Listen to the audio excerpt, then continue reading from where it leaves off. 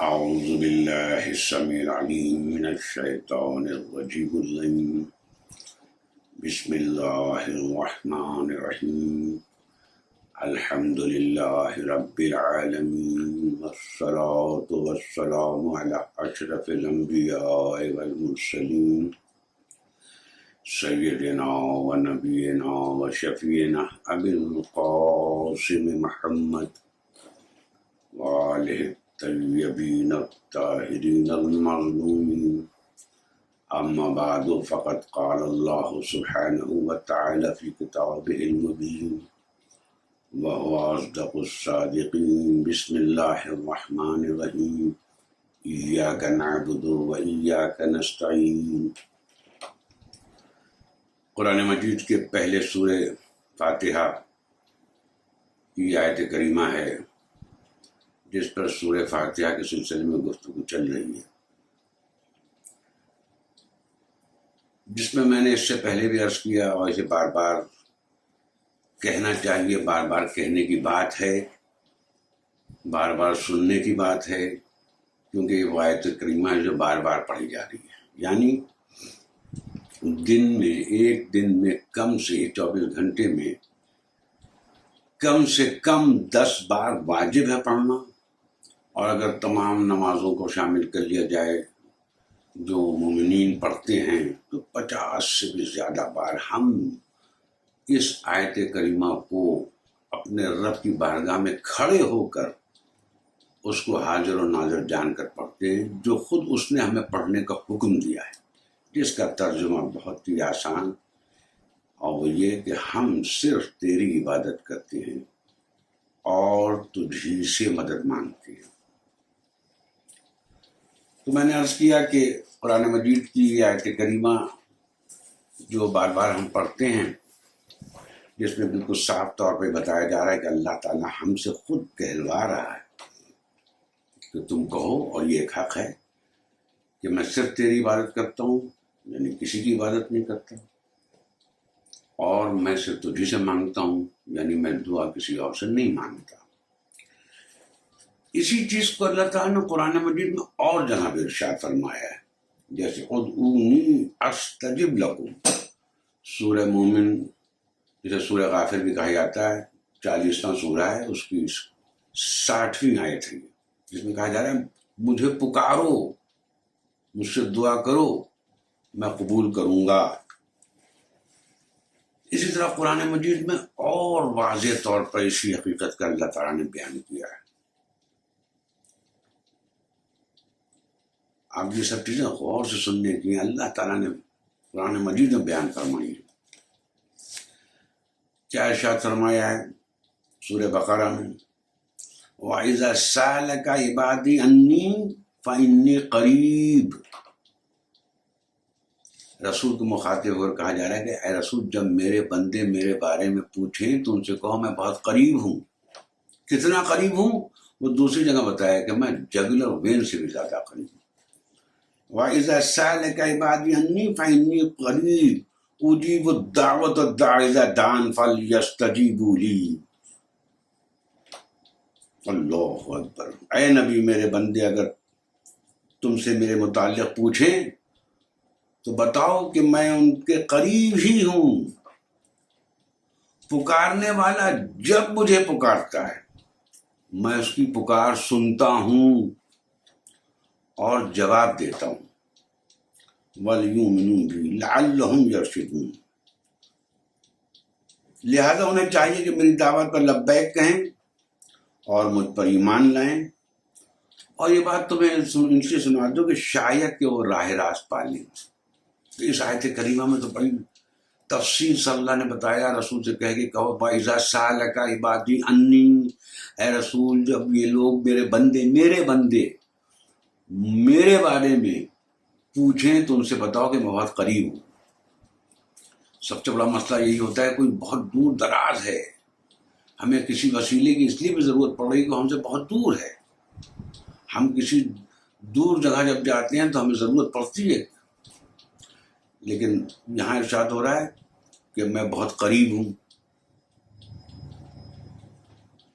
اجیب الدعوت اذا دعان. اور جب بھی میرے بندے مجھے پکارتے ہیں یا جب میرا بندہ مجھے پکارتا ہے میں اس کی پکار سنتا ہوں اور جواب دیتا ہوں. اب یہاں قرآن مجید میں اللہ تعالیٰ نے پہلے فرمایا کہ تم کہو کہ میں تیری عبادت کرتا ہوں صرف تجھی سے مانگتا ہوں. اس کے بعد اللہ تعالیٰ نے دوسری آیت جو سورہ مومن میں کہا باقاعدہ عام اعلان کر دیا کہ ادعونی، مجھ سے مانگو، مجھ سے دعا کرو، استجب لکم، میں اسے سنوں گا، جواب دوں گا. اس کے بعد یہاں سورہ بقرہ میں تو بہت صاف صاف کہہ دیا کہ میرے بندوں کو بتا دو کہ میں کہیں دور نہیں، بہت ہی قریب ہوں، تم مجھے جب پکارتے ہو میں سنتا ہوں اور اس کا جواب دیتا ہوں، یعنی میں تمہاری دعاؤں کو قبول کرتا ہوں. تب یہاں پر ایک چیز عرض یہ میں کروں گا، ان سب دعاؤں کو، ان سب آیتوں کو جو میں نے آپ کی خدمت میں پیش کیا سننے کے بعد، اب اگر ہم کسی اور دوسرے سے بھی مانگ رہے ہیں اور وہ بھی اس کے بندوں سے، تو نعوذ باللہ من ذالک، کیا اللہ کافی نہ تھا؟ اللہ کافی نہ تھا جس نے ہم سے کہا کہ مجھ سے مانگو میں تمہاری دعا سنوں گا؟ مجھے کیا ضرورت پڑ گئی، ضرورت ہی کیا پڑ گئی کہ میں کسی اور کے پاس جاتا؟ میں آپ سرچ کرتا ہوں، مثال چھوٹی سی دیتا ہوں، قرآن نے مثالوں سے سمجھایا، میں تو بہت ہی حقیر ہوں، میری مثالوں میں کیا دم ہوا، لیکن بہرحال ایک مثال ہے کہ اگر کوئی ایک بہت ہی کروڑ پتی آدمی ہے، میں فرض کیجیے میں ہوں، میں ارب پتی، میرے پاس بلا محدود دولت ہے، اس کے بعد میرا بیٹا جس کو جب بھی مجھ سے کچھ مانگتا ہے میں اس کی سب خواہشات پوری کرتا رہتا ہوں، اور اس کے بعد مجھے یہ معلوم ہو کہ وہ محلے میں کسی دوسرے آدمی سے جا کر مانگ رہا ہے اور مجھے خبر ہوگی تو مجھے بتائیے، مجھے افسوس ہوگا یا نہیں ہوگا؟ مجھ سے بلا کے گھر میں ڈانٹوں گا یا نہیں کہوں گا؟ اور کم سے کم یہ کہوں گا بیٹا تم نے اس سے کیوں مانگا؟ سب سے پہلے تو میں تم سے سب سے قریب تھا، میں تمہارا باپ تھا، تو اس لیے تمہارا حق تھا کہ تم مجھ سے مانگو. دوسری بات، میں نے تم سے کہہ بھی رکھا تھا، تم نے جب بھی مانگا میں نے تمہیں دیا، اور اگر کبھی نہیں دیا تو وہ تمہاری بہتری کی وجہ سے نہیں دیا.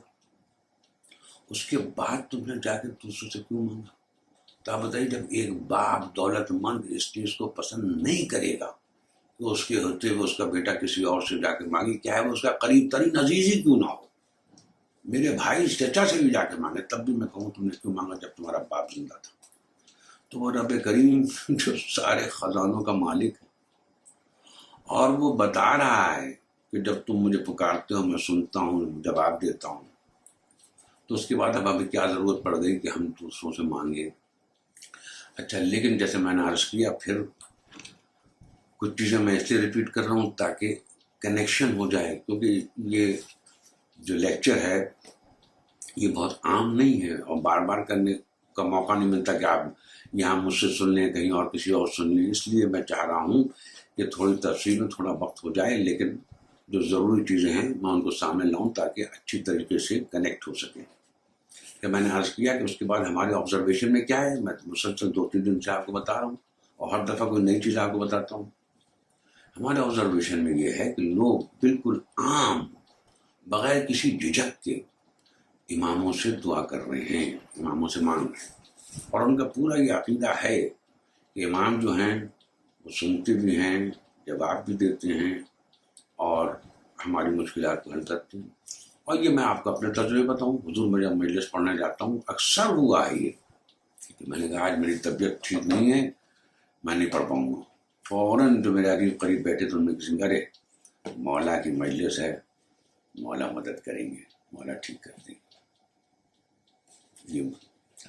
میں نیو جرسی میں عشرہ پڑھنے گیا، جیسے ہی میں امام باڑے میں گھسا ایک صاحب میرے پاس تشریف لائے اپنے ایک چھوٹے سے بچے کو لے کر، اور انہوں نے مجھ سے کہا مولانا یہ میرا بچہ ہے، اس کے سر پہ بال نہیں تھے، 6 سال کا بچہ تھا، اس کے سر پہ بال نہیں تھے، ہم نے ہر طرح کے قسم کے تیل لگائے، دوا لگائی، سب کچھ کوشش کی، لیکن اس کے بال نہیں نکلے.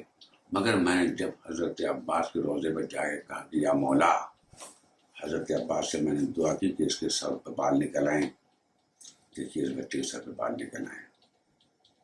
یعنی دعا قبول ہوئی. اس کو میں نے اس سے پہلے اور پھر کسی اور موقع پر کروں گی قبول کیوں ہوئی، لیکن اس نے بہرحال یہ بتایا جو اصل بات آپ کو اس سے قابل غور. اس نے کہا تو مولا عباس نے میری دعا سن لی. میں صحیح بتا رہا ہوں کہ یہ دعائیں ہم نے. اس کے بعد یہ واقعہ تو آپ نے بہت دفعہ ممبر سنا ہو، میں نے خود ممبر سنا. یہ واقعہ ذاکرین بہت پڑھتے ہیں، اپنے اپنے انداز سے پڑھتے ہیں. میں نے جس ذاکر سنا میں اس وقت بہت چھوٹی عمر کا تھا، تو اس وقت کا مجھے یاد ہے. اور اس کے بعد میں نے دوبارہ بارہا خود اور جہاں بھی میں نے سنا کہ ایک راہب رسول خدا صلی اللہ علیہ وآلہ وسلم کے پاس آیا اور اس نے کہا میری کوئی اولاد نہیں ہے، میں اولاد چاہتا ہوں. رسول خدا صلی اللہ علیہ وآلہ وسلم نے دیکھ کے بتایا کہ تمہاری قسمت میں اولاد نہیں ہے، اللہ نے تمہاری اولاد نہیں رکھی. اس نے اصرار کیا لیکن رسول نے کہا کہ نہیں، ممکن نہیں ہے. وہ نا امید ہو کے واپس جا رہا تھا. راستے میں امام حسین اس کو مل گئے. راہب نے پورا واقعہ بتایا کہ آپ کے نانا کے پاس سے آ رہا ہوں اور مجھے اولاد چاہیے تھی، لیکن انہوں نے کہا کہ نہیں ہے میرے پاس اولاد، تمہارے قسمت میں نہیں ہے. امام حسین اس کو لے کر رسول خدا صلی اللہ علیہ وآلہ وسلم کے پاس آئے اور پھر وہی بات جو راہب نے کہی تھی، کہا کہ اس کو اولاد چاہیے. رسول خدا صلی اللہ علیہ وآلہ وسلم نے امام حسین کو بھی جواب دیا کہ اس کی قسمت میں اولاد نہیں ہے، مجھے معلوم ہو گیا. رسول کا معلوم ہو گیا تو چلیے ان کے پاس تو وہی آتی تھی باہر آنا. حالانکہ وہ اس انداز سے کبھی میں نہیں دیکھتا کہ وہ ایسے بتاتے تھے، کبھی نہیں بتاتے تھے، لیکن بہرحال ذاکر کہہ رہا تو یہاں پر مجھے اتنا اعتراض نہیں ہے. اصل بات اب شروع ہوتی ہے کہ جب رسول خدا صلی اللہ علیہ وآلہ وسلم نے کہا کہ اس کی قسمت میں اولاد نہیں ہے، امام حسین نے کہا ایک دیا. یہ میں ذاکر کے انداز سے، ذاکر کا جو انداز تھا وہ بیان کر رہا ہوں.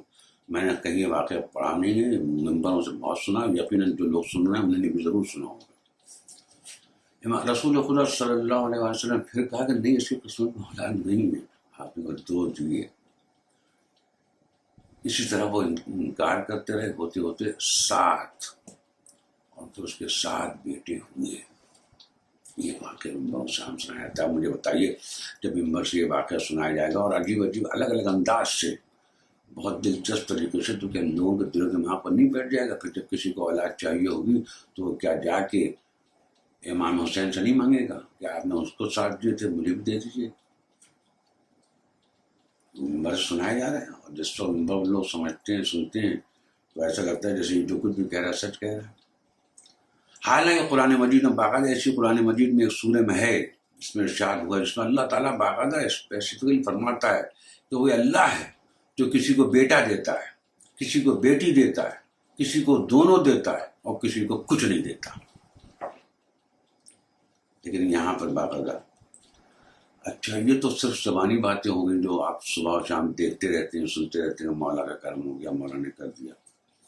نہیں حضور والا، اب پھر جو میں نے کہا جو کتابوں میں نقل ہے، جو باقاعدہ میں نے آپ کے دعائے عظمت بلا بیان کر چکا ہے، جس میں باقاعدہ امام علی سے، رسول خدا صلی اللہ علیہ وآلہ وسلم سے اور امام زمانہ سے اس نے اپنی ساری مصیبتیں، مشکلات بیان کی. اور کتاب میں لکھا ہے کہ وہ قیدی تھا، وہ آزاد ہو گیا. اس کے بعد یہ بھی بہت مشہور ہے، کتابوں میں لکھا تک ہے کہ سجدے میں جا کے جب کوئی مصیبت و پریشانی ہو تو سجدے میں جا کر کہو یا مولاتی یا فاطمہ اغیثینی. سجدے میں جا کے، وہ سجدہ جو خالص اللہ کے لیے ہے، اس پہ باقاعدہ ممبروں سے ہی پڑھا جاتا ہے، کتابوں میں بھی لکھا ہے. اور مجھے ایک مولانا نے خود بتایا کہ انہوں نے کیا، میرے دوست تھے، انہوں نے کہا میں فلانا جہاں پھنس گیا تھا، کوئی فلائٹ نہیں مل رہی تھی، تو میں نے پھر سجدے میں جا کے کہا یا مولاتی یا فاطمہ اغیثینی، اور پھر میرا کام ہو گیا. تو حضور والا، اب یہ ساری باتیں جو اتنی عام ہیں تو اسی لیے پبلک کے تو ذہن میں چیزیں بیٹھی ہوئی ہیں، اور اسی لیے ہر جگہ. اور ظاہر سی بات ہے جب پبلک کو، عام لوگوں کو یہ معلوم ہوا کہ سارے کام یہ بناتے ہیں، تو پھر اسی لحاظ سے وہ ان کا انداز بھی ہوگا، وہی ڈیووشن ہوگا. اور آپ کو نظر آ رہا ہے کہ صبح سے شام تک اماموں سے دعائیں کی جا رہی ہیں، اور اپنے طریقے سے ان کو خوش کرنے کے جتنے طریقے وہ سمجھتے ہیں ہو سکتے ہوں گے، اپنے معیار پہ وہ بھی کیے جا رہے ہیں. لیکن اب علماء سے جب آ کے پوچھیں گے آپ جا کے، تو میں نے عرض کیا کہ سب علماء اس کے قائل نہیں ہے، بار بار کہوں گا، بہت سے علماء بالکل، اور بہت سے ذاکرین ایسے ہیں ابھی جو مجلسوں میں میری طرح پڑھ رہے ہیں یہ باتیں، ایسی بات نہیں کہ سب ہیں، لیکن ایک بڑی تعداد ذاکرین کی ایسی ہے جو وہی سب پڑھ رہی جو میں نے آپ کو بتایا، یہ سارے واقعات اور اس طریقے سے جس سے پوری طرح یقین ہو جائے کہ تمہاری ہر مصیبت و مشکل کی مدد انہی ہستیوں سے مل سکتی ہے، ان سے مانگو اور وہ مانگ رہے ہیں۔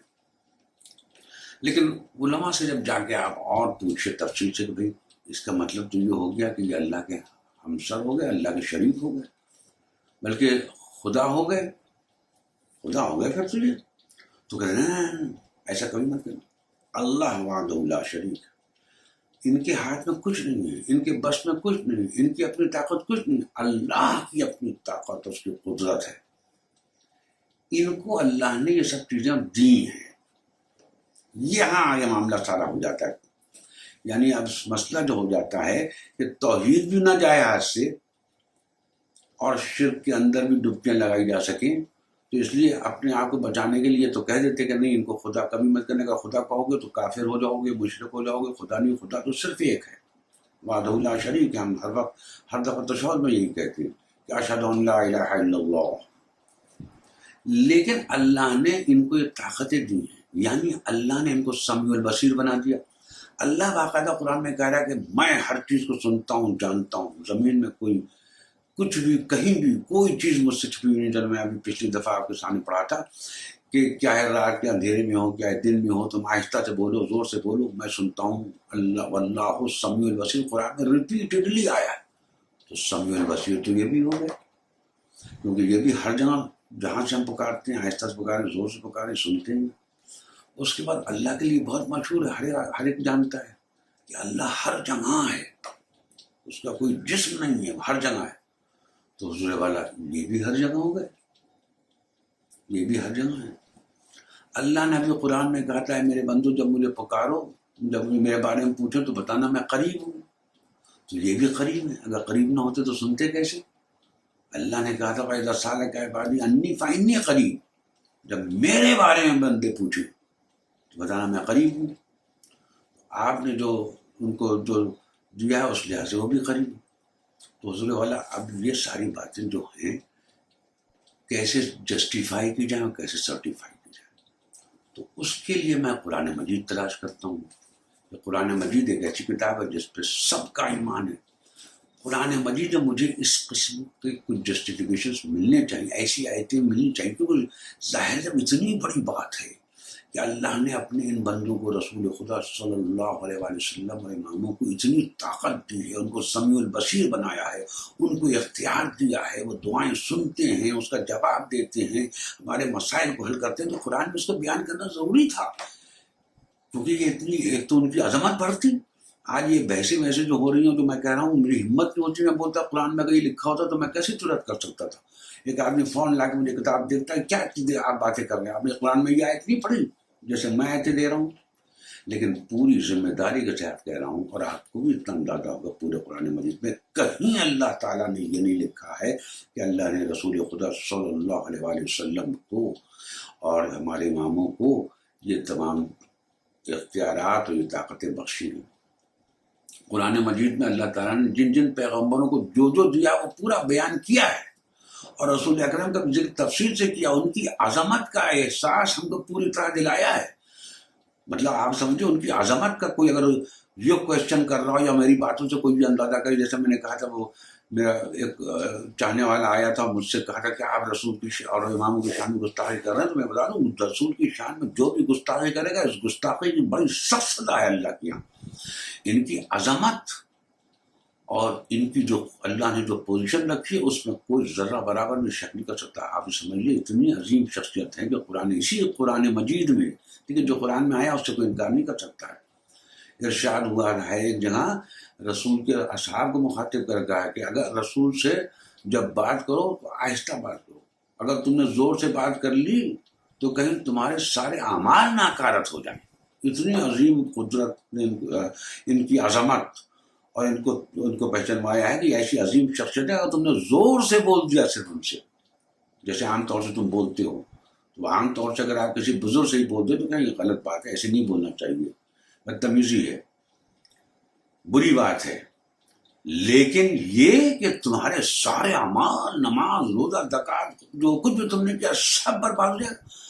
ہمارا آپ کہیں نہیں، اللہ کہہ رہا ہے جس کے پاس ہمارے سارے اعمال جا رہے ہیں کہ اگر تم نے رسول کی شان میں اتنی سی بھی گستاخی کی، اور بتایا کہ رسول سے ویسے مت بولو جیسے آپ سے بولتے ہو، تو رسول کی عظمت کا اللہ کو تصور بھی نہیں کر سکتا۔ لیکن سوال یہ ہے کہ ان کی عظمت کیا اگر ہم یہ انکار کر دیں کہ یہ ساری چیزیں جو آپ کہہ رہے ہیں غلط ہے، تو ان کی عظمت میں کوئی فرق پڑ جائے گا؟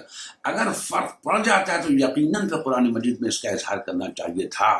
وہ خالق جس نے ان کو یہ عظمت دی کہ اگر تم ان سے زور سے بولتے تمہارے سارے اکارات ہو جائیں، تو اتنی ساری چیزیں جو ہم اور ہمارے علماء بیان کر رہے ہیں تو وہ تو ضرور بیان کرنا چاہیے تھا۔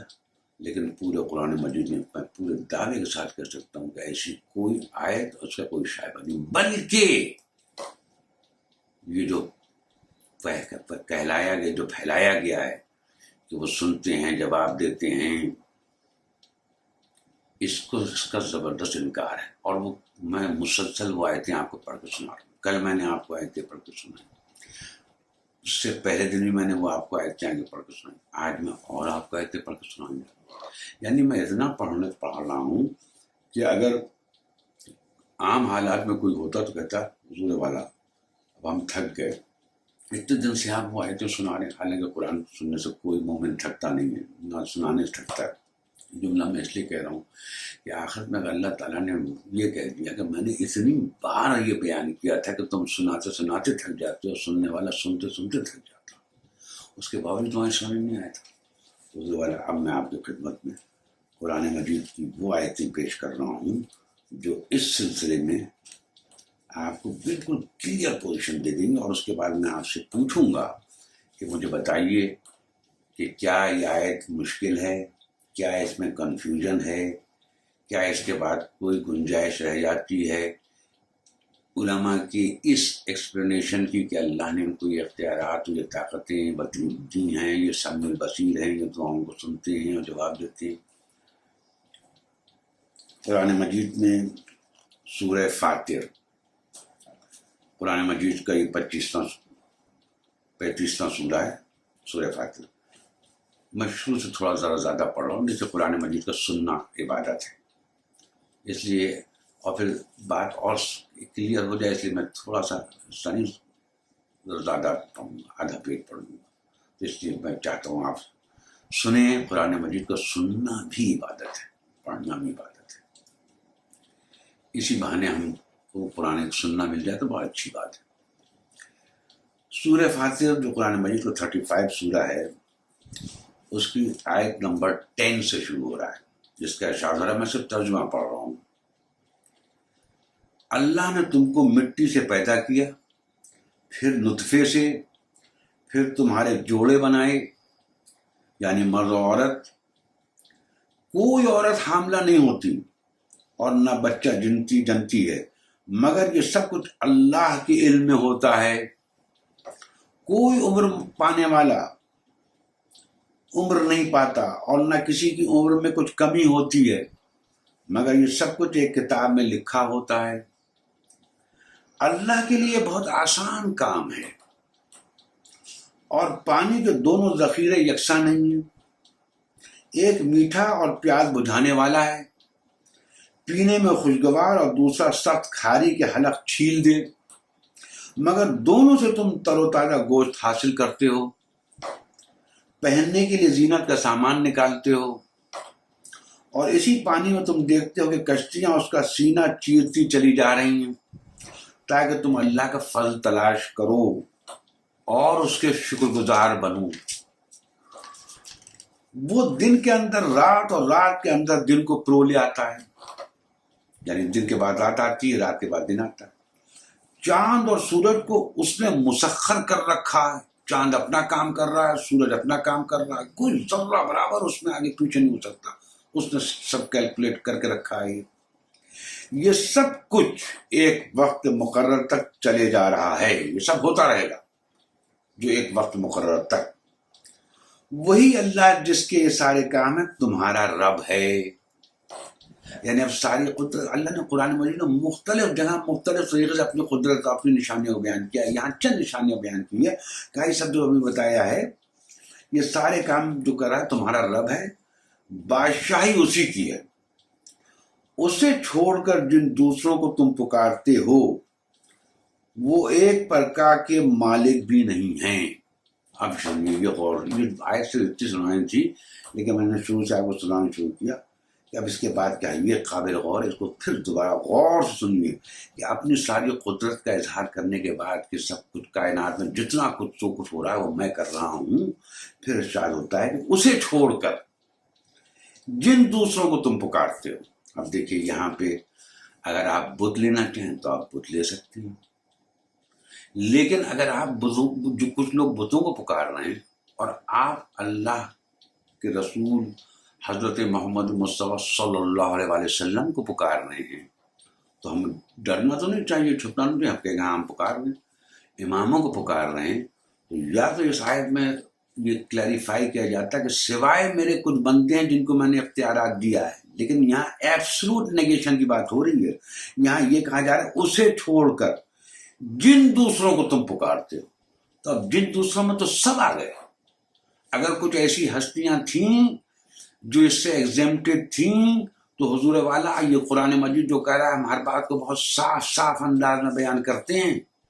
کوئی چیز ایسی نہیں جس کو ہم کمپلیکیٹ کر رہے ہیں. تو ضروری تھا کہ یہاں کہا جاتا اللہ, سوائے اس کے کہ وہ ہستیاں جن کو ہم نے یہ طاقتیں بخشی ہیں.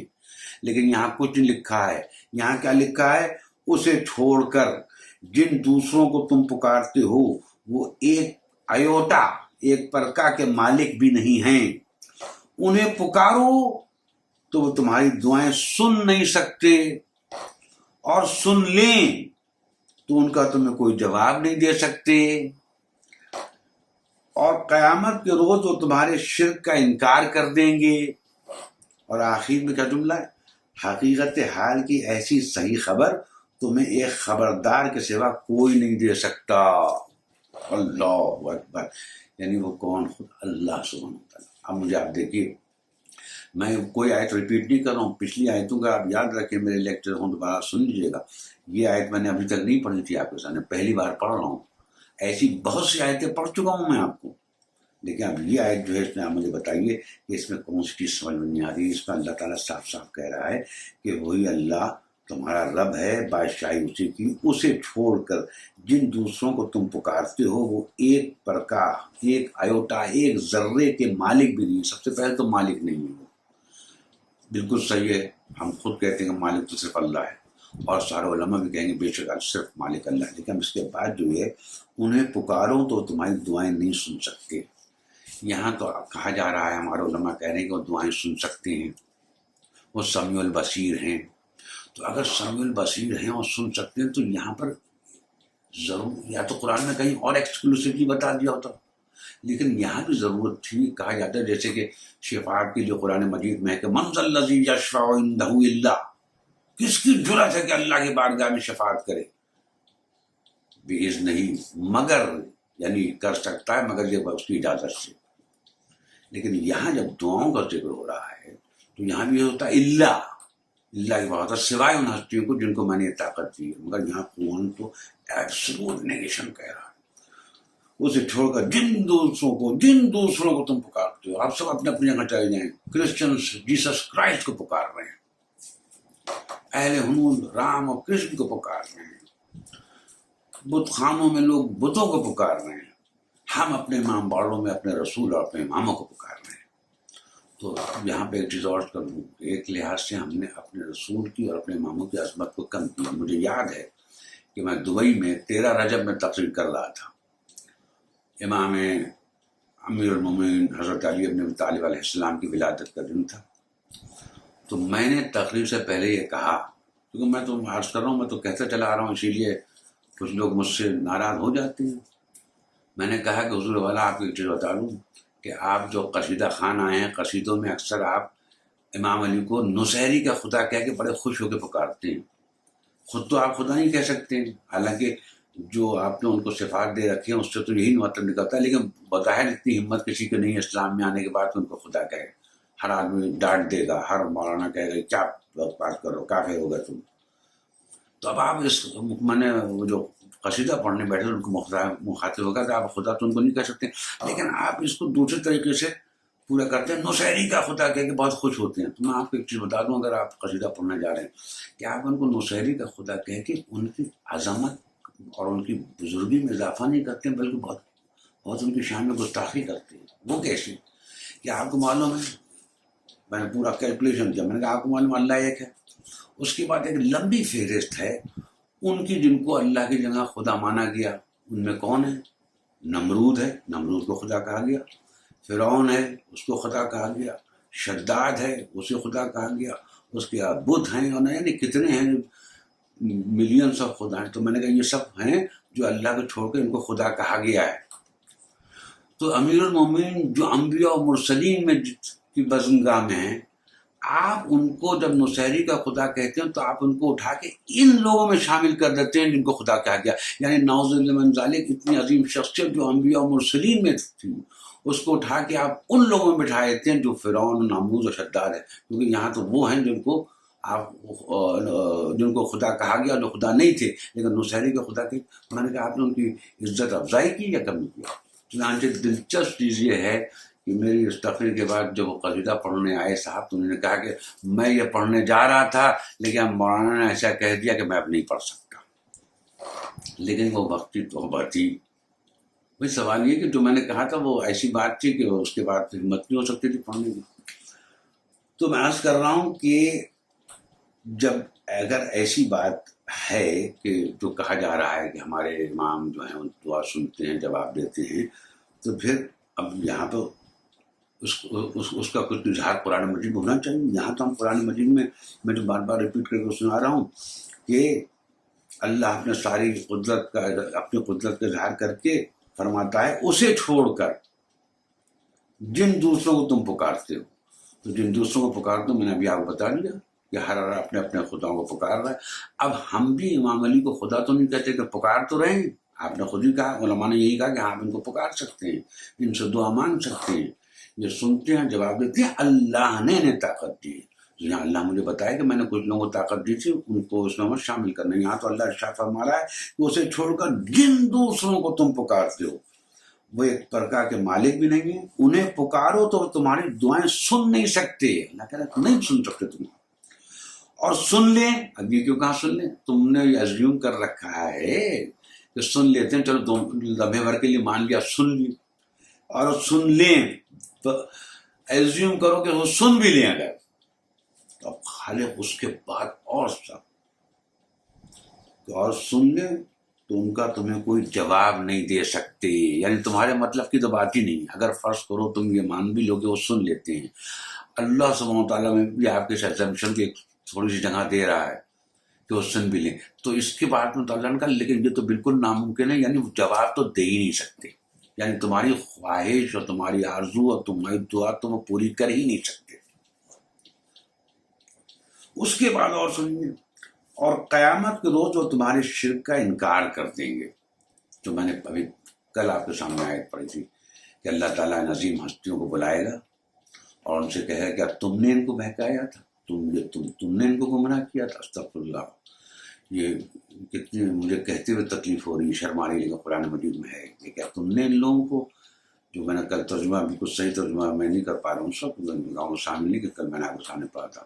اس کا مطلب یہ تھا کہ تم نے ان لوگوں کو کہا تھا، یہ خود جس کے جواب کہتے ہیں پاک ہے تیری ذات، ہم نے تو ہم ایسا کیسے کہہ سکتے تھے. انہوں نے انکار کیا. یہاں جو قرآن کہہ رہا ہے کہ قیامت کے روز تمہارے شرک کا انکار کر دیں گے. اس کے بعد اگر حقیقت حال کی ایسی صحیح خبر تمہیں ایک خبردار کے سوا کوئی نہیں دے سکتا. یعنی یہ خبریں ذاکرین تو دے رہے ہیں، علماء تو دے رہے ہیں کہ یہ ساری باتیں جو بیان ہو رہی ہیں، اور جو قرآن مجید میں اللہ بتا رہا ہے اس کو اللہ تعالیٰ کہہ رہا ہے کہ یہ حقیقت حال، ایسی صحیح خبر تمہیں ایک خبردار کے سوا کوئی نہیں دے سکتا. اب مجھے آپ بتائیے کہ اس کے بعد اب کیا گنجائش؟ قرآن کی آیت ہے. اور دیکھیے میں تو آپ سے کہہ رہا ہوں کہ اچھا یہاں جو میں نے ابھی آپ کی خدمت میں آیت پڑھی اس میں آپ بت نہیں کہہ سکتے، کیونکہ بت جو ہیں وہ کہیں کہ انکار کر، وہ تو مٹی کے بت تھے، انسانوں نے بنائے تھے، بعد میں ٹوٹ کے ختم ہو گئے۔ جو انکار کریں گے آگے وہ تو وہی ہوں گے جو باقاعدہ ایک ہستی تھے اور ایک ذی شعور شخصیت تھے، لیکن ان کو ان کے ساتھ یہ زیادتی کی گئی۔ اب دیکھیے سورہ بنی اسرائیل 70واں سورہ ہے، آیت 55 پڑھیے، اس کو سنیے، اور یہ سب قرآن کی آیتیں۔ ارشاد ہو رہا ہے، ان سے کہو پکارو ان کو جن کو تم خدا کے سوا اپنا کارساز سمجھتے ہو۔ اللہ اکبر، میں سمجھا کہ آپ کو قرآن کیا ہے، خالی پڑھ دوں تو آپ کو سمجھ میں شاید اتنی آسانی سے نہ آئے۔ ارشاد ہے ان سے کہو پکارو، پکار دیکھو ان کو، کن کو؟ جن کو تم خدا کے سوا اپنا کارساز سمجھتے ہو۔ تب یہاں پر اگر میں کہوں کہ اللہ تعالیٰ کی طرف سے کہا جا رہا ہے، فل ان دی بلینک، اگر میں کہوں ہم اماموں کو کارساز ہی تو سمجھتے ہیں، ہم یہ تو کہتے ہیں مولا ہمارے کام بناتے ہیں۔ اس نے آ کے مجھ سے یہی تو کہا کہ میرے بچے کے سر پہ بال نہیں نکل رہے تھے، مولا نے کر دیا، تو کارسازی تو ہوئے۔ جو سجدے میں جا کے حضرت فاطمہ زہرا صلوات اللہ اللہ ان پہ ہزاروں سلام، جو ہم ان سے کہتے ہیں میری مدد کریے، تو کارساز ہوں گے تبھی تو ہم کہہ رہے ہیں۔ اب یہاں قرآن مجید میں یہ فل ان دی بلینک میں نظیم ہستیوں کا نام آنا نہیں چاہیے تھا، لیکن ہمارے یہ سمجھ کی وجہ سے باہر آیا۔ ان سے کہو پکارو ان کو جن کو تم خدا کے سوا اپنا کارساز سمجھتے ہو، وہ کسی تکلیف کو تم سے نہ ہٹا سکتے ہیں نہ بدل سکتے ہیں۔ یعنی جن کو تم نے کارساز سمجھ رکھا ہے، اب وہ جو بھی ہوں، اور یہاں پر میں نے کہا کہ انڈر لائن ہم نے اپنے اماموں کو بنا رکھا ہے، رسول خدا صلی اللہ علیہ وآلہ وسلم کو، جیسے کہ الہی عزب البلا میں ہم کہہ رہے ہیں، تو خدا اس کا انکار کر رہا ہے۔ اللہ تعالیٰ کیا فرما رہا ہے؟ جن کو تم خدا کے سوا اپنا کارساز سمجھتے ہو، وہ کسی تکلیف کو تم سے نہ ہٹا سکتے ہیں نہ بدل سکتے ہیں۔ اللہ تعالیٰ تو کہہ رہے ہیں نہیں تکلیف ہٹا سکتے ہیں۔ جن کو یہ لوگ پکارتے ہیں وہ تو خود اپنے رب کے حضور رسائی حاصل کرنے کا وسیلہ تلاش کر رہے ہیں کہ کون اس سے قریب تر ہو جائے، اور اس کی رحمت کے امیدوار اور اس کے عذاب سے خائف ہیں۔ حقیقت یہ ہے کہ تیرے رب کا عذاب ہے ہی ڈر نکلا ہے۔ میں کہتا ہوں خدا کی قسم، مجھے تو یہ لگ رہا ہے کہ یہ باقاعدہ آیت ہم ہی لوگوں کے لیے اتری ہے، یہ بتوں کے لیے تو ہو ہی نہیں سکتی۔ آپ بت کیا اللہ کے بارگاہ میں آگے بڑھنے کا رسائی کا راستہ تلاش کر رہے ہیں؟ بت کیا اللہ کی قربت حاصل کرنا چاہ رہے ہیں؟ بت کیا اللہ کی رحمت کے امیدوار ہیں؟ کیا بت اللہ کے اس سے خائف ہے؟ بت تو وہ تو سب جانتے ہیں، حضرت ابراہیم ان کا یہی کہہ تو مذاق اڑائے گا، نہیں بولتے ہیں نہ سنتے۔ میں نے ان کے سامنے ایک بڑا بت چھوڑ دیا تھا اور سب توڑ دیے تھے، اور جب وہ آئے کہ کس نے توڑا، ان کا اس سے پوچھ لو، تو خود ہی ان کا یہ بولتا کہاں ہے؟ تو کہ جب یہ بول نہیں سکتا تو اس کی عبادت کیسے کرتے ہو؟ وہ بتوں کے ساتھ ایسی حماقت کر رہے تھے، لیکن اس کے باوجود بھی دیکھیے حضرت ابراہیم نے کتنا لاجیکل ایکسپلینیشن دیا ہے کہ تمہارے اس بڑے بت کو میں نے چھوڑ دیا تھا اور اس کے سامنے سب توڑے، ایک تو اس نے کچھ مجھے توڑنے دیا، اس کے بعد جب تم اس سے پوچھنے کو میں نے کہا تم کہتے ہو بولتا نہیں ہو، پھر بھی تم اس سے دعائیں کر رہے ہو۔ تو بجائے اس کے ان کی سمجھ میں آتا کیا کیا، انہوں نے کہا کہ نہیں، حضرت ابراہیم کو کہا کہ اس کو آگ کے شعلے میں جلاؤ، لیکن اللہ نے کہا کہ جس کو میں بچانا چاہتا ہوں اسے کون نقصان پہنچا سکتا ہے؟ آگ ٹھنڈی ہو جائے ابراہیم علیہ سلامتی کے ساتھ۔ اب میں عرض کرتا ہوں کہ یہاں جیسے میں نے کہا اکثر بتوں کی طرف ڈائیورٹ کر دیا ہے، یہاں تو ایسا لگ رہا ہے بالکل ہمیں کو مخاطب ہو کے کہا جا رہا ہے۔ غور سے سنیے اور ذرا ایزیوم کر لیے، جو ہمارے امام باڑوں میں اور جو ہمارے علماء اور ہماری پبلک میں جو سارے عقیدے عام ہیں اس کو سامنے رکھ کر سنیے کہ یہ انہیں حسین ہستیوں کے متعلق کہا جا رہا ہے۔ ایسا ہی رہا ہے، ارشاد ہو رہا ہے ان سے کہو پکار دیکھو ان کو جن کو تم خدا کے سوا اپنا کارساز سمجھتے ہو، وہ کسی تکلیف کو تم سے نہ ہٹا سکتے ہیں نہ بدل سکتے ہیں۔ جن کو یہ لوگ پکارتے ہیں وہ تو خود اپنے رب کے حضور رسائی حاصل کرنے کا وسیلہ تلاش کر رہے ہیں کہ کون اس سے قریب تر ہو جائے، اور وہ اس کے رحمت کے امیدوار اور اس کے عذاب سے خائف ہیں۔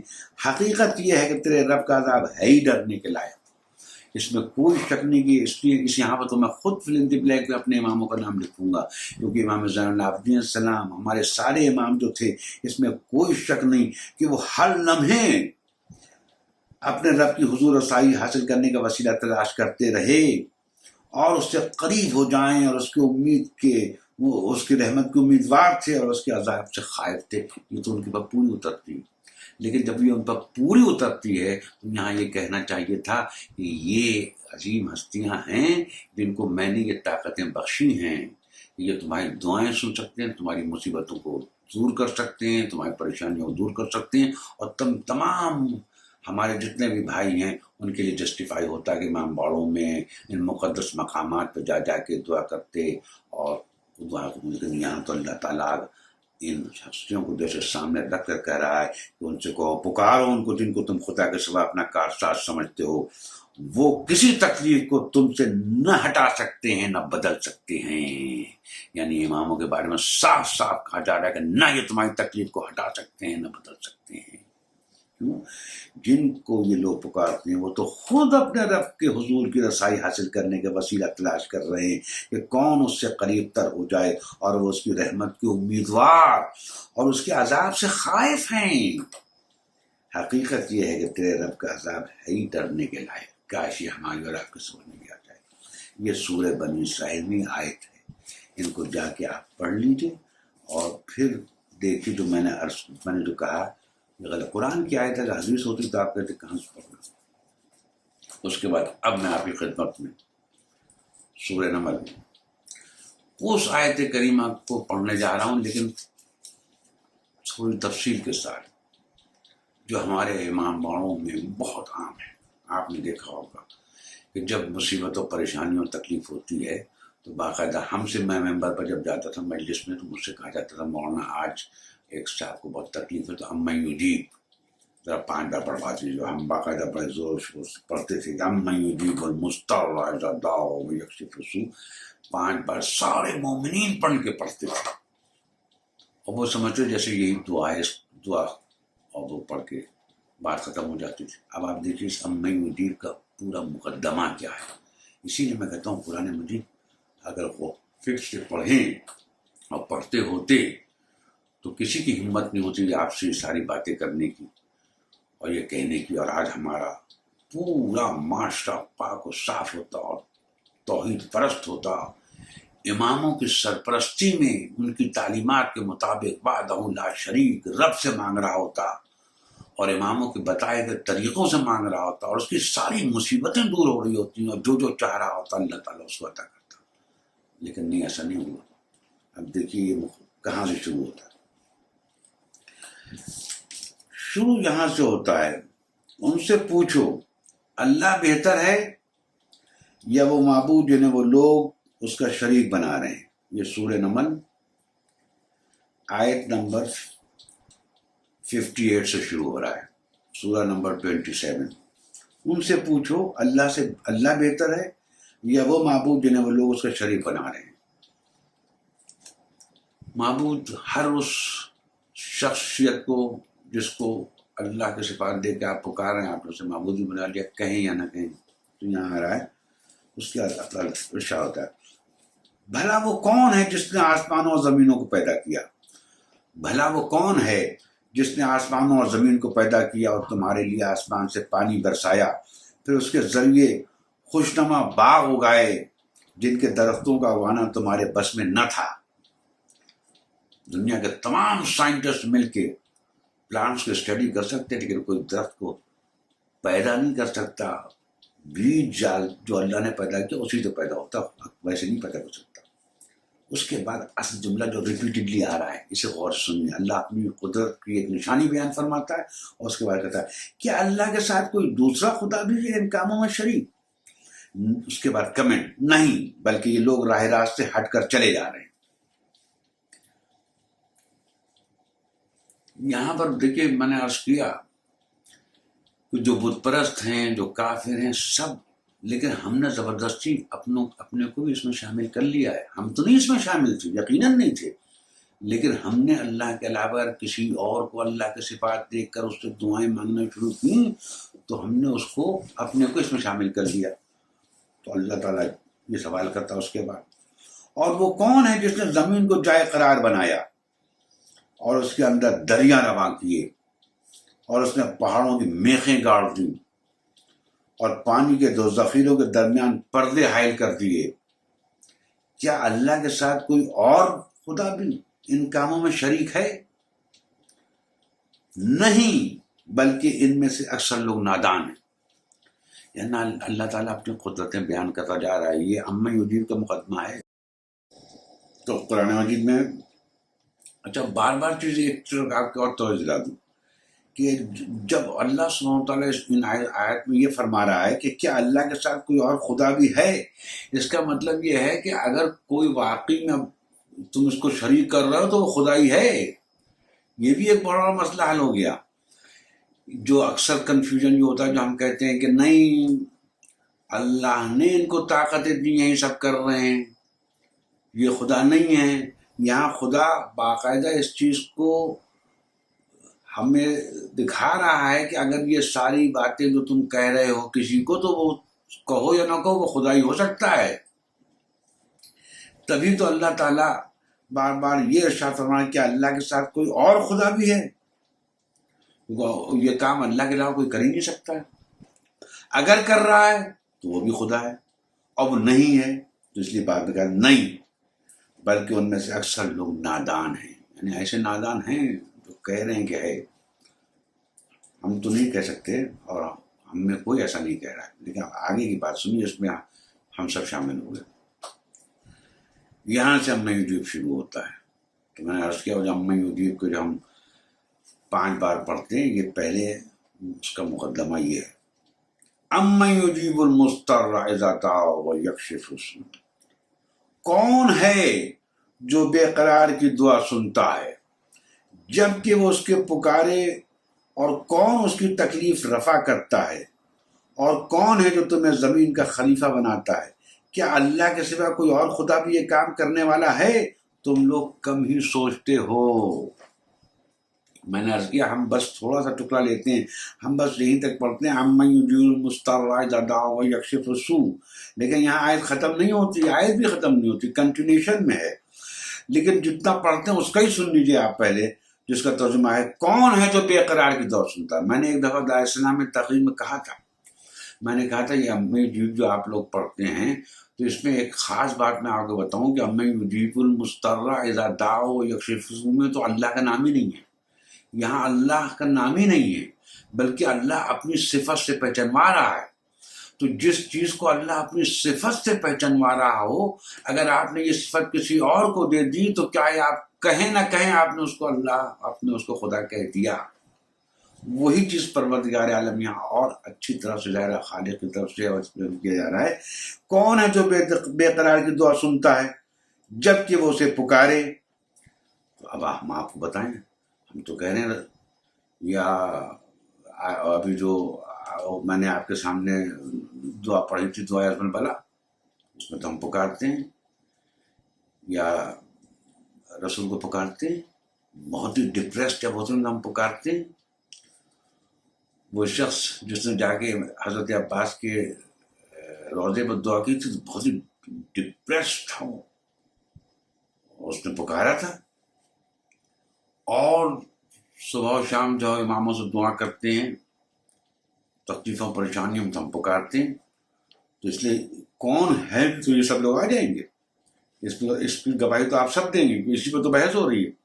میں کہہ رہا ہوں اللہ کے علاوہ کوئی نہیں سنتا، اللہ کے علاوہ کسی کو نہیں پکارنا چاہیے، اور پکاریں گے تو سنتا نہیں ہے. لیکن آپ کو علماء نے بتایا کہ نہیں، ان کو سننے کی طاقت بھی دی ہے، وہ ہر جگہ موجود بھی ہیں، اور جب تم انہیں پکارتے ہو تمہاری تکلیف کو دور کرتے ہو تبھی تو ہم کہتے ہیں مولا مدد کیجیے ہماری. ادرکنی کتنی بار صبح شام تک امام زمانہ اور تمام امام کے لیے کہا جاتا ہے. تو یہاں پر جب کہا جا رہا ہے کون ہے جو بے قرار کی دعا سنتا ہے جب کہ وہ اسے پکارے، اور کون اس کی تکلیف رفع کرتا ہے، تو یہاں پر ہمت کیجیے اور کہیے کہ ہمارے 12 امام ہیں. اللہ سوال کر رہا ہے تو آخرت میں کیا جواب دیں گے آپ؟ آخرت میں آپ کو جواب دینا پڑے گا، کیونکہ جب سوال اللہ کر رہا ہے، اللہ کی طرف سے یہ سوال جو قرآن میں کیا جا رہا ہے یہی آخرت میں کیا جائے گا آپ سے. جب اللہ تعالیٰ یہاں سوال کر رہا ہے کون ہے جو بے قرار کی دعا سنتا ہے جب کہ وہ اسے پکارے، اور کون اس کی تکلیف رفع کرتا ہے، تو اب یہاں پہ اس کے جواب میں آپ کو اللہ کی بارگاہ میں بھی کہنا پڑے گا، اور یہاں بھی کہنا پڑے گا ہمارے 12 امام ہیں، حضرت فاطمہ زہرا صلوات اللہ جنہیں ہم سجدے میں جا کے کہتے ہیں. ہم جب روزوں پہ جاتے ہیں تو کہتے ہیں یہاں آپ کو کہنا پڑے گا کہ آپ کہتے تو ہیں، اگر نہیں کہتے ہو تو میں تو نہیں کہتا ہوں، تو میں تو صاف صاف کہوں گا پروردگار میں نے کبھی نہیں کہا، میں تو فوراً جب مجھ سے سوال کیا جائے میں کہوں گا اللہ وحدہ لا شریک، کیونکہ یہاں تو اللہ پوچھا کون کون ہے، تب اس کا آپ کیا جواب دیں؟ اس آیت کے بعد ٹور جائیں گے، آپ کچھ نہیں کر سکتے، اور یہاں بھی آپ پاس کوئی جواب نہیں ہے۔ اگر ساری دنیا کے سارے علماء سب پورے مل کے بھی کہیں تو آپ نہیں مان سکتے، کیونکہ یہاں اللہ تعالیٰ اپنی صفت سے اس کو پہچانوا رہا ہے اور کہہ رہا ہے یہاں جس کو تم رکھو گے، تم کہو نہ کہو وہ خدا ہو جائے گا۔ سنیے پوری آیت دوبارہ ریپیٹ کی، کیونکہ آیت تو بہت پڑھتی ہیں، اب جب کبھی امی مجید پڑھ جائے تو آپ سوچ لیں کہ امی مجید پڑھنے کے بعد پھر اگر آپ نے کبھی کسی امام سے یا اللہ کے علاوہ کسی سے بھی دعا مانگی اور یہ سوچا اور سمجھا کہ وہ ہماری دعا سنتے بھی ہیں، جواب بھی دیتے ہیں، ہماری مشکلات کا حل نکال سکتے ہیں، تو یقین پھر اس کے بعد کبھی امی مجید مت پڑھیے گا، ورنہ یہ کفر ہو جائے گا کہ آپ ایک وقت میں دونوں چیزیں کر رہے ہیں۔ اس آیت کا ترجمہ پھر اور سنیے، پھر میں آگے بڑھتا ہوں۔ کون ہے جو بے قرار کی دعا سنتا ہے؟ اما یجیب المضطر اذا دعا ویکشف السوء، کون ہے جو بے قرار کی دعا سنتا ہے جب کہ وہ اسے پکارے، اور کون اس کی تکلیف رفع کرتا ہے، اور کون ہے جو تمہیں زمین کا خلیفہ بناتا ہے؟ کیا اللہ کے ساتھ کوئی اور خدا بھی یہ کام کرنے والا ہے؟ نعوذ باللہ من ذالک، جواب دیجئے ہے، ہمارے 12 امام ہیں، کیونکہ آپ تو کہہ رہے ہیں، علماء سے کہیے آگے یہاں کہیں کہ ہے۔ اس کے بعد اللہ تعالیٰ کا کمنٹ کیا ہے، بہت زبردست، بڑا ریلیونٹ کمنٹ، تم لوگ کم ہی سوچتے ہو، اگر سوچتے ہوتے تو جب تمہارا یہ عقیدہ ہے، تمہاری یہ آیت قرآن میں ہے، تم اسے بار بار پڑھ بھی رہے ہو، اور اللہ اس آیت کو پڑھنے کے بعد جب یہ کہتا ہے کہ کیا کوئی اور خدا بھی ہے، تو اس کا مطلب تم نے ان تمام ہستیوں کو جن کو تم کہتے ہو نہیں ہم نے خدا نہیں مانتے ہیں، قرآن کہہ رہا ہے تم نے خدا کہہ دیا، کیونکہ اللہ کے علاوہ اگر کوئی اور یہ کر سکتا ہوتا تو یقیناً خدا ہوتا، خدا کے علاوہ کوئی نہیں کر سکتا۔ کیوں؟ کیونکہ اللہ تعالیٰ نے اس چیز کو ہمیں بتا دیا، کائنات میں میرے علاوہ کوئی یہ سارے کام نہیں کر سکتا ہے، کوئی ایسی ہستی نہیں جو سنے، جواب دے، ہر مصیبت اور پریشانی کو کر سکے، میرے علاوہ کوئی نہیں کر سکتا۔ دوسرے والے یہ میں نے آپ کی خدمت میں عرض کیا، یہ قرآن مجید، یہ قرآن مجید ہے۔ اور سنیے آپ، اب اس کے بعد پھر یہ بیان ہو رہا ہے جو ہمارے کیا پریکٹس میں بہت ہے، جس کو اللہ تعالیٰ جسے کہنا چاہیے مسائل کے طور پر پیش کیا جا رہا ہے۔ ارشاد ہوتا ہے، بہت کئی جگہ اللہ نے بیان کیا ہے، انسان پر جب کوئی آفت آتی ہے تو وہ اپنے رب کی طرف رجوع کر کے اسے پکارتا ہے، یقین ہم پکارتے ہیں، ہر ایک پکارتا ہے، کون ایسا ہے ہمارے یعنی ہمارے کیا اللہ سے دعا کی جاتی ہے، بے شک ہم کرتے ہیں۔ پھر جب اس کا رب اسے اپنی نعمت سے نواز دیتا ہے تو وہ اس کی مصیبت کو بھول جاتا ہے، پھر جب اس کا رب اسے اپنی نعمت سے نواز دیتا ہے تو اس مصیبت کو بھول جاتا ہے جس پر وہ پہلے پکار رہا تھا، اور دوسروں کو اللہ کا ہمسر ٹھہراتا ہے تاکہ اس کی راہ سے گمراہ کرے۔ دیکھیے اللہ سے بھی دعائیں ہم کرتے ہیں، مجھے اچھی طرح یاد ہے، میں تو وہ واقعات بیان کروں جو میرے ساتھ ہوئے۔ میرے دوست تھے، BCCI میں تھے، ان کی کار چوری ہو گئی، اس کے بعد وہ کار مل گئی، انہوں نے مجھے پہلے تو فون کیا میری کار چوری ہو گئی، اس کے بعد انہوں نے مجھے فون کیا، مولانا میں نے مولا عباس سے بڑا کے مانگا، ابھی مجھے خبر آئی میری کار مل گئی۔ تو کیا کیا انہوں نے، اور یقین انہوں نے اللہ سے ہی مانگا ہوگا، ایسا نہیں کہ اللہ سے ہی مانگا، لیکن کہا یہ اب قرآن میں کیا کہہ رہا ہے، انسان پر جب کوئی آفت آتی ہے تو وہ اپنے رب کی طرف رجوع کر کے اسے پکارتا ہے، پھر جب اس کا رب اسے اپنی نعمت سے نواز دیتا ہے تو وہ اس کی مصیبت کو بھول جاتا ہے جس پر وہ پہلے پکار رہا تھا، اور دوسروں کو جو بھی اللہ کا ہمسر ٹھہراتا ہے تاکہ اس کی راہ سے گمراہ کرے۔ اے نبی اس سے کہو کہ تھوڑے دن اپنے کفر سے لطف اٹھا لے، یقیناً تو دوزخ میں جانے والا ہے۔ تو میرے وہ محترم دوست جن کو میں اس وقت وہ جواب نہیں دے سکتا تھا کہ میں بس جا ہی رہا تھا، برپونی نے بیچارے نے میرے ایمان کو تازہ کرنے کے لیے کہا تھا کہ میرے بچے کے سر پہ بال نہیں نکل رہے تھے اور میں نے ہر طرح کی کوشش کر لی. پھر میں نے مولا عباس سے جا کر دعا کی اور اس کے بعد میرے بچے کے سر پہ بال نکل آئے. اور جہاں بھی ہوں اللہ تعالیٰ ان کو توفیق دے گا توبہ استغفار کر لیں. اگر توبہ استغفار نہیں کرتے ہیں تو قرآن مجید کہہ رہا ہے کہ وہ جہنم میں جانے والا ہے. یقیناً تو دوزخ میں جانے والا ہے. یہ میں نہیں کہہ رہا ہوں. جس شخص نے یہ کیا وہ دوزخ میں جانے والا ہے. تو توبہ استغفار کر لیں.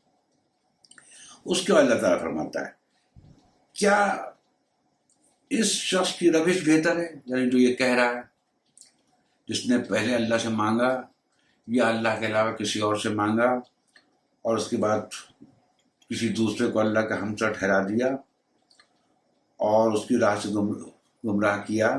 تو اے نبی اس سے کہو کہ تھوڑے دن اپنے کرسی سے اٹھا لے، یقیناً تو دوزخ میں جانے والا ہے. یہ اللہ تعالیٰ نے فرمایا. اس کے بعد اللہ تعالیٰ کمپیئر کرتا ہے کیا اس شخص کی روش بہتر ہے یا اس شخص کی جو مطیع و فرمان ہے، رات کی گھڑیوں میں کھڑا رہتا ہے اور سجدے کرتا ہے اور آخرت سے ڈرتا ہے، اپنے رب کی رحمت سے امید لگاتا ہے. ان سے پوچھو کیا جاننے والے اور نہ جاننے والے دونوں کبھی یکساں ہو سکتے ہیں؟ نصیحت تو عقل رکھنے والے ہی قبول کرتے ہیں.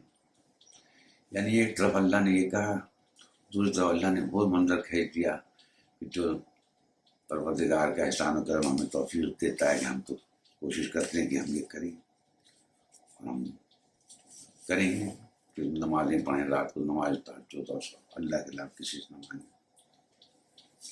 اس کے بعد میں نے عرض کیا تھا کل، پھر آج آپ کو ریپیٹ کروں. کل میں نے پورا جملہ نہیں پڑھا تھا کہ میں جو یہ ساری باتیں بیان کر رہا ہوں اور میں جو یہ آیات بیان کر رہا ہوں، میں اپنے تمام سننے والوں سے کہتا ہوں اور جو سننے والے دوسروں لوگوں کو بتا رہا ہوں کہ آپ اس بات کا خیال رکھیے گا کہ یہ اللہ کی باتیں ہیں.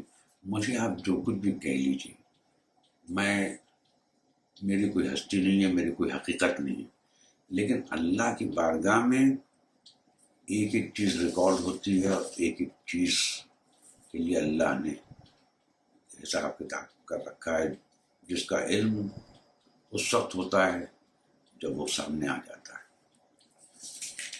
ارشاد ہو رہا ہے سورہ حج میں آیت نمبر 71. میں نے عرض کیا تھا کہ جو میں آیات سنا رہا ہوں اس پہ اگر کسی کو ناگوار گزر رہا ہو، غصہ آ رہا ہو، برا لگ رہا ہو تو وہ ضرور توبہ استغفار کر لے، کیونکہ ان لوگوں میں نہیں ہونا چاہیے اس کو. ارشاد کیا ہو رہا ہے؟ یہ لوگ اللہ کو چھوڑ کر ان کی عبادت کر رہے ہیں جن کے لیے نہ تو اس نے کوئی سند نازل کی ہے اور نہ یہ خود ان کے بارے میں کوئی علم رکھتے ہیں. میں اب تک یہی طرز کرتا جا رہا ہوں کہ ہم جو اماموں کو سب دعا مانگ رہے ہیں اور کہہ رہے ہیں کہ وہ سمیع البصیر ہیں، ہر جگہ ہیں، اس کی کوئی سند لائیے قرآن میں. میں تو نہیں لا سکتا، آپ لائیے، اور آپ بھی نہیں لا سکتے. اسی لیے اللہ تعالیٰ اس میں یہی سوال کر رہا ہے کہ یہ لوگ اللہ کو چھوڑ کر ان کی عبادت کر رہے ہیں جن کے لیے نہ تو اس نے کوئی سند نازل کی ہے اور نہ خود ان کے بارے میں کوئی علم رکھتے ہیں. اب یہاں عبادت کا لفظ استعمال ہوا ہے، اس میں تھوڑا سا آپ کنفیوز ہو جاتے ہیں. لوگ کہتے ہیں ہم تو عبادت نہیں کرتے، واقعی میں کوئی اماموں کی عبادت نہیں کرتا. لیکن جب رسول خدا صلی اللہ علیہ وآلہ وسلم نے ارشاد فرما دیا کہ دعا خود ایک عبادت ہے. دیکھیے میں یہی عرض کر رہا ہوں، رسول اکرم کی اس جملے کے بعد پھر ہم نہیں بچ سکتے. ابھی تو واقعی میں یہ آیت جب آپ جا کے پڑھتے تو آپ کہتے کہ نہیں، آپ یہ کیسے کہہ رہے ہیں؟ اس میں تو لکھا ہے کہ جو لوگ اللہ کو چھوڑ کر عبادت کرتے ہیں، ہم کبھی اماموں کی عبادت نہیں کرتے، اور بے شک نہیں کرتا، کوئی عبادت نہیں کرتا. لیکن جب میں نے آپ کو عرض کر دیا کہ رسول خدا صلی اللہ علیہ وآلہ وسلم نے فرمایا کہ دعا عبادت ہے، دعا ہی عبادت ہے، دعا عبادت کا برین ہے، تو اس کا مطلب اگر ہم دعا مانگ رہے ہیں تو ہم عبادت کر رہے ہیں. بظاہر تو ہم سمجھ رہے ہیں عبادت نہیں کر رہے ہیں، لیکن رسول خدا صلی اللہ علیہ وآلہ وسلم کی ٹرمینالوجی میں ہم عبادت کر رہے ہیں، لہٰذا ہم اس میں آ گئے. یہ لوگ اللہ کو چھوڑ کر ان کی عبادت کر رہے ہیں جن کے لیے نہ تو اس نے کوئی سند نازل کی ہے اور نہ خود ان کے بارے میں کوئی علم رکھتے ہیں. کوئی علم تو نہیں رکھتے. ان ظالموں کے لیے کوئی مددگار نہیں. اور جب ان کو ہماری صاف صاف آیات سنائی جاتی ہیں جو میں سنا رہا ہوں، تو تم دیکھتے ہو کہ منکرین حق کے چہرے بگڑنے لگتے ہیں، اور ایسا محسوس ہوتا ہے کہ ابھی ان لوگوں پر ٹوٹ پڑیں گے جو انہیں ہماری آیات سناتے ہیں۔ ان سے کہو میں بتاؤں تمہیں کہ اس سے بدتر چیز کیا ہے؟ آگ۔ اللہ نے اسی کا وعدہ ان لوگوں کے حق میں کر رکھا ہے جو قبول حق سے انکار کریں، اور وہ بہت ہی برا ٹھکانہ ہے۔ تو میں نے کہا پروردگار سے میں دعا کرتا ہوں کہ ہمارے بھائیوں میں سے کوئی اس میں شامل نہ ہو، لیکن اگر خدا نہ خواستہ آپ کو واقعی میں یہ ساری آیات جو میں سنا رہا ہوں اس کو سن کر غم و غصہ ہو اور آپ کو محسوس ہو رہا، آپ کو برا لگ رہا ہو، تو پھر آپ اس میں آ جاتے ہیں۔ اس لیے آپ کو خود اس سے بچنا ہے، اور پوری کوشش کریں کہ آپ کبھی بھی ان لوگوں میں نہ آئیں۔ یہ آپ کہہ سکتے ہیں کہ ہمیں خیال نہیں تھا، ہمیں پتہ نہیں تھا، ہمیں بتایا نہیں گیا تھا، ہم تو استغفار کرتے ہیں۔ اور علماء جو اس پہ قائم ہیں، علماء سے تو میں گفتگو نہیں کر سکتا کیونکہ وہ تو سب جانتے ہیں، انہوں نے سب کچھ پڑھائی۔ آج پبلک اسی وجہ سے تو کنفیوز ہے، اور مجھ سے یہی تو سوال کرتی ہے جس کا میں کیا جواب دوں کہ آپ جو سب سنا رہے ہیں قرآن مجید کی آیتیں، کیا علماء نے نہیں سنی، نہیں پڑھی ہیں؟ وہ تو بڑے عالم یقیناً پڑھی ہے، میں تو ان کا انکار ہی نہیں کر رہا ہوں۔ تو کہہ لیں جب انہوں نے پڑھی ہیں تو آپ جو کہہ رہے ہیں تو پھر وہ تو یہ کہہ رہے ہیں، تو اب میں یہاں پہ آپ کو جج بناتا ہوں کہ وہ کہہ رہے ہیں اور میں نے یہ آیتیں سنائی، اب آپ خود فیصلہ کر لیجئے، کیونکہ اللہ کی بارگاہ میں آپ کو اکیلے جانا ہے۔ اگر اس کے باوجود بھی آپ کو ان کی باتیں اور ان کے ایکسپریشن سمجھ میں آ جاتے ہیں اور سمجھتے ہیں صحیح ہیں تو کنٹینیو رکھیں، لیکن میں عرض کر رہا ہوں مصیبت میں پھنسیں گے۔ میں تو پوری طرح سے سمجھ رہا ہوں کہ یہ جتنی آیتیں بہت صاف صاف اس بات کی طرف اشارہ کر رہی ہیں، یہ شرک ہو رہا ہے اور یہ وہ گناہ جس کو اللہ نے کہا میں کبھی معاف نہیں کروں گا۔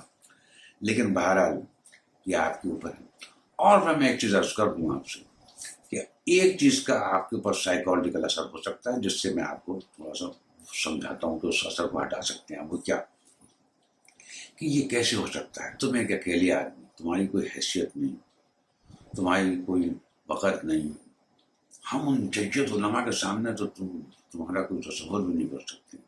وہ بڑے بڑے علماء جو کہہ رہے ہیں تو اس کے بعد ہم تمہاری بات کیسے مانیں؟ تو میں نے کہا دیکھیے یہ چیز آپ کو گمراہ کر دے گی اگر آپ نے اس طرح سوچا۔ اس لیے میں آپ کو بالکل صاف مثال دیتا ہوں کہ اس وقت دنیا کے اندر جتنے بڑے انٹلیکچوئلس ہیں، ٹاپ ورلڈ کے سائنٹسٹ ہیں، اور صرف سائنٹسٹ نہیں، یونیورسٹیز کے اندر جو دوسری فیکلٹیز میں پروفیسرس ہیں، آرٹس فیکلٹی میں، سوشل سائنسز میں، جو ہائیلی ایجوکیٹڈ لوگ ہیں پوری دنیا میں، آپ تصور کر لیجیے، آکسفورڈ میں، کیمبرج میں، ہارورڈ میں پوری گارنٹی کے ساتھ کہتا ہوں کہ ان میں 90% لوگ جو ہیں وہ خدا کو نہیں مانتے، یا اگر مانتے 90 سے کہہ رہا ہوں 10% نکل سکتے ہیں، ورنہ آپ کہنا تو چاہیے تھا 99%۔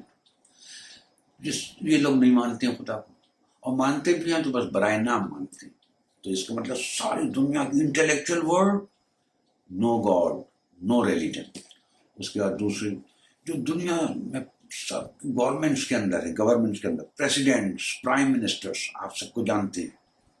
آپ ذرا ایک کو تصور کر لیجیے، ان میں سے ایک بڑی تعداد میں لوگ ٹھیک ہے منکر خدا نہیں ہوں، ان میں کرسچنس بھی ہیں، جیوز بھی ہیں، مسلمس بھی ہیں، ہندوز بھی ہیں، یہ خدا کو مانتے ہیں، لیکن اس میں تو کوئی شک نہیں کہ they are not a very religious people. Politics سے پھنسے ہوئے صبح سے شام تک۔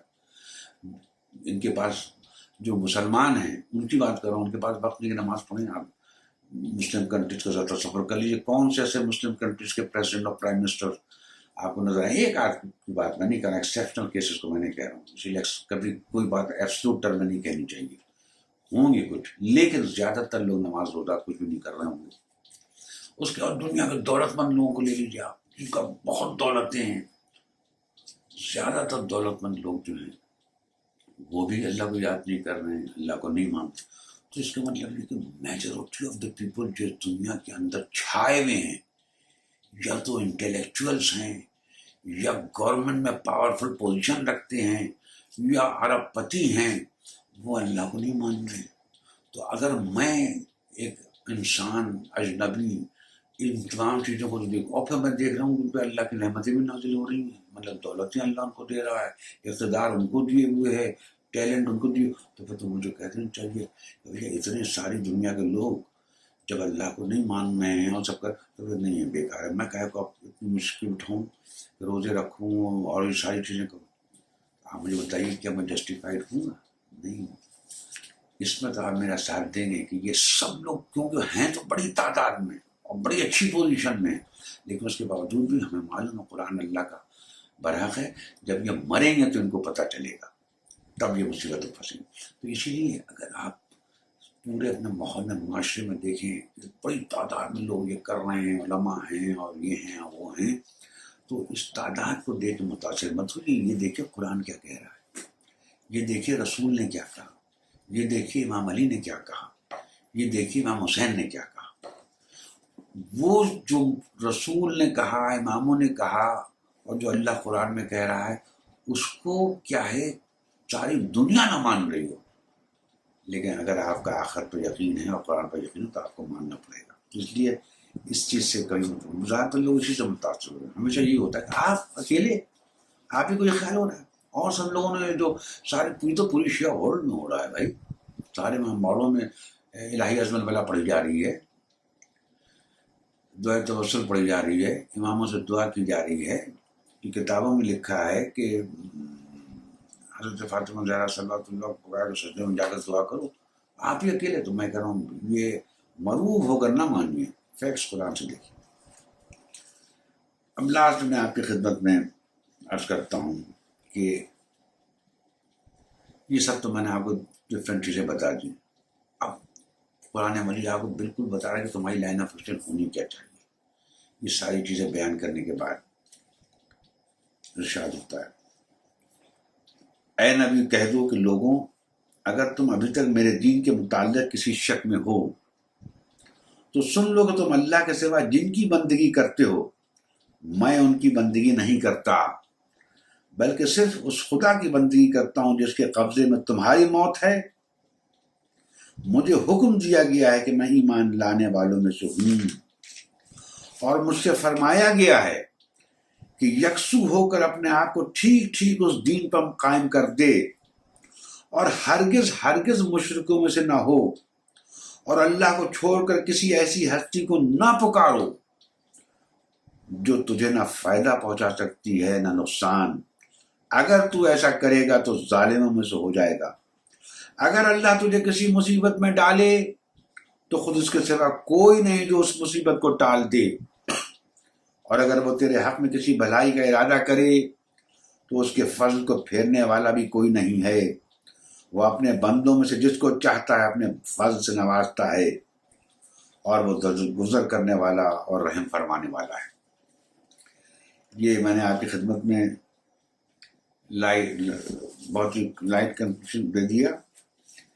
آیات ابھی اور بھی بہت سی ہیں قرآن مجید میں، جہاں اور مختلف جمع انہی ساری باتوں اور پیش کیا گیا ہے، لیکن میں عرض کر رہا ہوں کہ میرے پاس وقت نہیں ہے اور آپ کے پاس وقت نہیں، میں سے ختم کرتا ہوں، اور میں یہ بتاتا ہوں کہ اگر آدمی نیکی کرتا ہے تو مرنے کے بعد بھی اس کو لوگ پہچان جاتے ہیں، یاد کرتے ہیں۔ آپ کو معلوم ہے کہ جس وقت کوفے میں باقاعدہ کوفے کو سجایا گیا تھا اور وہاں بچوں کو یہ بتایا گیا تھا کہ ابھی ایک قافلہ آ رہا ہے، یہ باغیوں کا قافلہ ہے، انہی نے حاکم وقت کے خلاف بغاوت کی تھی، لہذا جب یہ آئیں تو ان کے لیے تم خوب ان کا مذاق اڑانا۔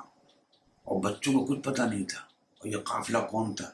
یہ قافلہ اللہ اکبر کربلا سے آ رہا تھا کوفے، اور اس میں کون عظیم ہستیاں تھیں، اللہ اکبر، حضرت امام زین العابدین علیہ السلام تھے، حضرت زینب تھی۔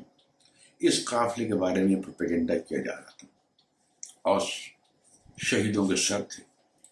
بچوں کو جب یہ بتایا گیا تو بچے تیار بیٹھے تھے کہ جب یہ قافلہ آئے گا تو ان کا مذاق اڑائیں گے اور قہقہے لگائیں گے، لیکن اللہ اکبر جب یہ قافلہ آیا تو آپ بتاتا ہے کہ بچوں نے غور سے دیکھنا شروع کیا، ابھی ان کی ایک دم سے نظر ایک سر پہ پڑی، اور وہ سر تھا حضرت ابن مظاہر کا۔ اس سر کو دیکھ کر وہ بچے جو قہقہا لگانے آئے تھے، جو ہنسنے آئے تھے، جو ان کو بتایا تھا وہ پہلے تو دیکھتے رہے، اور اس کے بغیر دیکھ کر انہوں نے روکنا اور چیخنا شروع کر دیا. انہوں نے کہا تم یہ کیا کہہ رہے ہو، یہ کون ہے؟ یہ تو وہ ہیں جنہوں نے ہم کو نماز پڑھنا سکھائی تھی، یہ تو وہ ہیں جنہوں نے ہم کو قرآن پڑھنا سکھایا تھا، یہ تو وہ ہیں جنہوں نے ہمیں اسلام کی تعلیمات دی تھی. اللہ اکبر. جہاں پر بچوں کو جمع کیا گیا تھا کہ وہ کہہ لگائیں، ان بچوں نے روئی اور زاری شروع کر دیا.